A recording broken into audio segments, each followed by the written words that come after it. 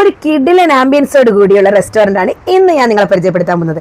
അത് വേറെ എവിടെയല്ല, നമ്മുടെ ആലപ്പുഴയിൽ തന്നെയാണ്. ഹായ് ഫ്രണ്ട്സ്, ഞാൻ ഇന്ന് വന്നിരിക്കുന്നത് ആലപ്പുഴ ബോട്ട് ജെട്ടിയുടെ അവിടെ ബോർമ എന്ന കഫേയിലാണ് ഞങ്ങൾ ഇന്ന് പോയത്. നമ്മൾ അങ്ങോട്ട് കയറി ചെല്ലുമ്പോൾ തന്നെ അവിടെ ഒരു പ്രത്യേക ഒരു വൈബാണ്.